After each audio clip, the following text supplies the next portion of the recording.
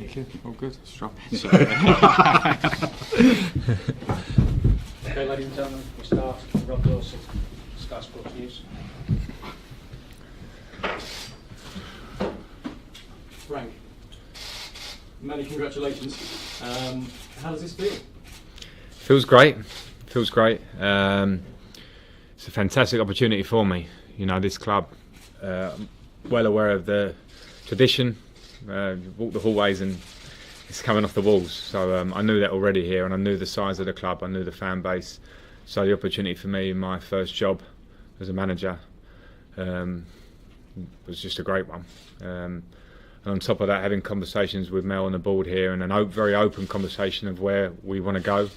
It matches. Can't wait to get started.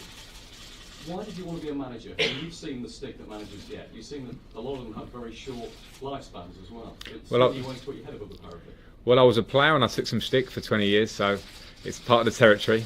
But you can't take away the love that we have for wanting to succeed. And you know, I've had now 18 months away from playing, which has been great for me. It's been a different lifestyle. I've worked on my coaching qualifications a lot. I've been on holidays at different times, which I couldn't do for 20 years. And I worked in the media, but I still had that desire, you know, that desire to come and manage and be at the cutthroat end, which has been in the blood since I can remember. I missed that. So I've worked hard, and now I feel in a position to come back, and I understand that it's not always plain sailing. That comes with the territory. I'm not afraid of that. I just want to make a success of it. Can you give us an idea of what type of manager you're going to be? Have you given it any thought? Is it something you can control, or is it just something that's going to matter? Yeah, I've certainly thought about it a lot, and I probably thought about it through my career because I had the pleasure of so many great managers. So as you get older and into my 30s, I try to take everything on board of all of them and try and incorporate into that and be my own person. I'm not a clone of any manager, any one manager I had. I saw what I thought was the good or what I thought was the bad of them, and I'll make my own judgments. And I'll be open. You know, I'm a young manager, freshly retired. I feel like I know the dressing room. I feel and hope I know the needs of the dressing room, and I will open that relationship up very quickly with all the players. It's a very blank canvas for me in terms of the relationship I'll form with them to try and improve individuals and try and improve the club. You know, there's a lot of work to be done. I'm a hard worker, and I'll bring that here. Tracksuit or suit on the touchline? This really matters to everybody, this, doesn't it? It's just, we'll suit, but yeah, suit. I mean, I'd like to be smart. I think I like, it's just my style. But win games, tracksuit or suit, but probably suit. Is there any chance that you might name yourself as a player? No. Is that absolutely gone? Yeah. Can you reconsider? Yeah. Yeah. No. I mean, listen. I knew the time was right to finish, and that's 18 months ago. So that's a long time. I've hardly kicked a ball since. So I'd need a good, strong pre-season, that's for sure. But no, it's not. The focus is all on managing this club, and I think that's the way it has to be in the modern day. It's too big a job. Everything needs to be thrown into, from my point of view, in putting out a team, getting together a squad that can be successful. You say football's in the blood, coaching's in the family as well, obviously, with your dad, Frank Lampard Senior, and your uncle Harry Redknapp. Yeah. What advice have they given you? Do they think you're mad? No, the opposite. Maybe they're mad. I don't know. It's the opposite. No, my dad was very, very behind it, and Harry the same. And Harry obviously knows the club very well, so it was very important for me to have those conversations. But I knew my own mind, really. I was looking for a backup and a confirmation in a way. It's not just those two, it was my family in general, because this has to be right for me on and off the pitch. And it was a resounding yes, firstly from me, because I see what the opportunity is here, and it feels right. Will you talk to them? I mean, will they be on the end of the phone line? Well, my dad will be ringing me after every game, don't worry about that. He did it for 20 years as a player, so he's not going to stop now. But listen, I'm fortunate that I have that around me. I was fortunate in my career to have that advice, that knowledge, and you take what you want, or but I always listen. So I'll listen to my dad when he's driving home, and I'll listen to Harry, and I think all the contacts or the friends in football that I have over the years, there's nothing wrong with listening, but in the end I'll make the decisions. Different players have come into management at different levels in the football pyramid. You've chosen the Championship. Was that deliberate on your part? Is this the level you thought was best for you? No, it wasn't. It can't be deliberate because it's. I mentioned being flattered a lot today to have the club of the size of Derby County wanting me to be their manager. I didn't know what the situation was. All I could do was finish play and work hard at my qualifications, and then here I am. So it didn't matter to me. I've spoken about it before, and people are so interested in where you might go in. Everybody starts somewhere. This opportunity came up to me. It felt completely right. The proof will be in results, as it always will be, not just to the board, to the fans and to everybody who's looking on. So I have to get to work to produce those results. What about the Championship? How much do you know about it? I mean, obviously your punditry work's been Premier League, Champions League. You played in America last. I wonder whether you feel you're a bit rusty. You've got to catch up. Do a bit of I watch it a lot. Don't worry. I watch it. The Championship is one of the most entertaining leagues, most toughest leagues to get out of, most competitive leagues. I watched it week in, week out. I watched both playoff games between Derby and Fulham. I've watched numerous Derby games from last season just by enjoying football. So I listen, I don't think there's a great difference. The rules of football remain the same for me, and the first rule is hard work and being competitive. And if you give that as a player, if you give that to the fans to watch, you have a great chance of success, because I know that this club already has quality there and a quality squad, and things will evolve and things will change, and I'll put my mark on this team. But the basic thing I'll demand is that work rate and desire, because in the Championship, as much as any league, that's crucial for me. How much have you talked about the budget? Did you have to be clear on what your wage bill would be and how competitive you could be before you took the job? Well, we were open, which I think is the important part, and I don't think it's the figures. We're not here to discuss figures. We're here to say, how can we make this squad better? And the decisions to be made, whether it's in or out, or with the team, or the formation, or wherever it is. Those will be my decisions on the training ground, and there'll be open conversations off the pitch. But I'm not here to. I'm here to succeed and be competitive. So that's something that I've had in my career. Fortunately, for being in very strong teams a lot. At the start of the season, our aim was always to be the best we can be, and normally that was winning titles. Here, we'll aim higher. We'll try and give that. We're realistic at the same time. But from the first day of pre-season, my aim, when I talk to the squad, is that we want to be successful, and that means promotion. It seems a good time to bring in the owner, Mel Morris. The man who gave you the job. Mel. Well, listen. As I mentioned before, I'm fresh out of the game, so I want to get on their level straight away. And I feel like from my career, the one thing, and I will harp back to it, and I'll probably bore you with it if you keep interviewing me through the year, is the work ethic that I want from the players. And that's not to scare them, that's just to improve us. And it's the basis. And from what I saw of the squad last year, they had that anyway. So of course there will be twists or change. I need to bring my influence and style to the club, but there's nothing to fear here. I'll be very open. I'll demand hard work. I'm with them, and I want to bring success as a group. Those are conversations I will have. I'm looking forward to having them with them personally. Did you have other offers, maybe even at a higher level than Derby? No, I didn't. At a higher level than Derby for sure. I've had other conversations. I wouldn't go as far to say offers, but this is the first concrete conversations that went over a period of time where we got into the nitty gritty of both sides, and thankfully interested both of us. So this is the outstanding offer, and hence why I'm here. What happened with this Ipswich? We knew you were interviewed for that job. Did you? Yeah, it was preliminary conversations to say the least. And listen, I think when you're a new manager, obviously I think people are aware that I'm there. I've done my coaching badges, I've said that out loud.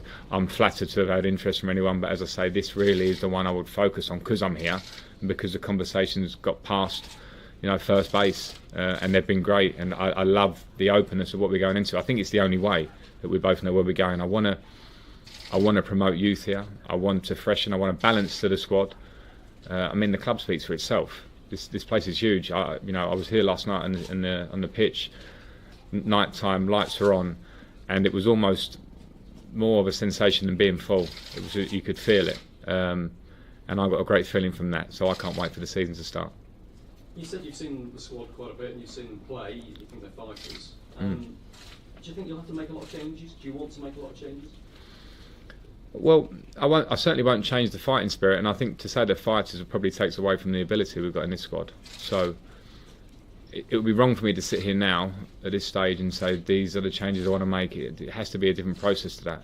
It'll be a process of really evaluating the squad, looking at where we need to be, and then also working with them. And that's always going to be an ongoing process. So I wouldn't say it'll be subtle, but it's certainly not. I'm not coming in here to fix something that's broken. It's not broken. I want to improve it, and I'll make those changes as I see them.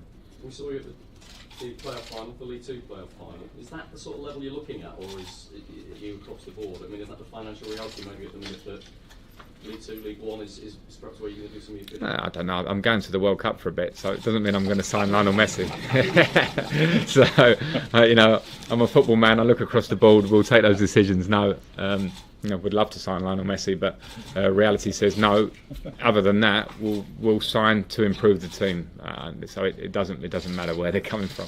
But from what Mel said and what you've said, the budget isn't going to be perhaps the top in the Championship compared with the clubs that have the parachute payments still. So it's going to come down to your coaching, isn't it? You've got to have faith in your own ability Sure. to make the players better. Yeah, and let's not get too negative about this, because I think it's a budget, it's a strong one. So I think let's give credit to Mel and the club of what we've got here. We shouldn't be critical of that, and it would be amiss for me to sort of lend on that as an excuse going in. It's not. We have what stuff to work for here.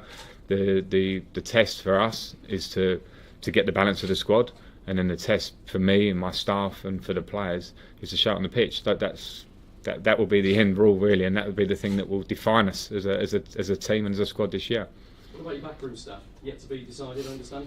Yeah, and it's very close to being decided. It's just a case of where I wouldn't speak ahead of the game when things are not completely concluded. I know what it is, and it'll be like-minded people to myself with the same vision, and they'll be important here because I sit here, but I'll rely on them massively because everyone who comes in my backroom staff will bring their own strengths in their own departments, and we'll be a team.